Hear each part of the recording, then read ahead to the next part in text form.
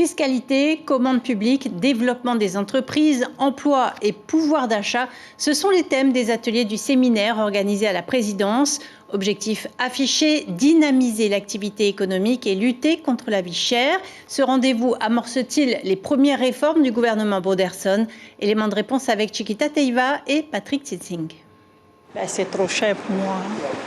C'est trop cher. Il y en a qui ne peuvent pas se permettre. C'est ça qui... ça fait mal. Dépenses alimentaires, de logement ou de déplacement, le budget des familles est de plus en plus serré. Il n'y a pas de place pour du superflu. Aujourd'hui, les Polynésiens achètent le strict nécessaire. Parce que là, on est obligé de bien faire attention à ce qu'on prend. Nous, on a une marge. On ne va pas au-dessus, on va plus bas.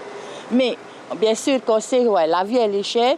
Mais on aimerait bien savoir que dans l'avenir, s'ils baissent le coût de la vie, où ils iront chercher cet argent pour couvrir les frais.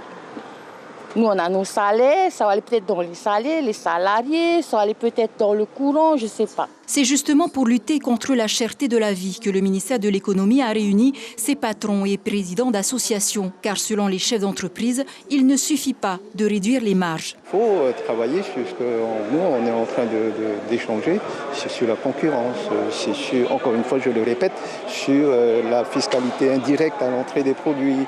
C'est là qui forme le socle de la compétitivité. Bien entendu, il faudra parler des lois sociales, sur la CPS, sur la CST. C'est tout un ensemble qu'il faut qu'on discute et qu'on échange pour trouver le meilleur équilibre pour la survie des entreprises d'abord et ensuite donc des salariés. S'il n'y a plus d'entreprises, il n'y a plus de travail. Autre fiscalité dans le viseur de l'Association des consommateurs, la taxe de développement local, un facteur non négligeable de renchérissement du coût de la vie. C'est quand même pas normal qu'il y ait une taxe de développement. Cette taxe, c'est une décision, c'est une volonté politique parce qu'on dit qu'elle va engendrer du travail et protéger l'emploi local. Enfin, l'emploi en général.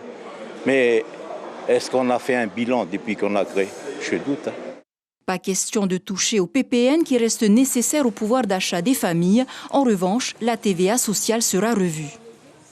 Tout le monde est d'accord sur le fait que c'est un effet inflationniste et que voilà, il y a matière à la supprimer. Et c'est d'autant plus justifié que l'inflation en fait a entraîné, a accru le rendement de tous les impôts et taxes, si bien qu'on a la possibilité de supprimer cette contribution pour la solidarité dans les mois qui viennent. La restitution des travaux est attendue dans les prochains jours. L'information en continu sur Polynésie la première, Internet et réseaux sociaux.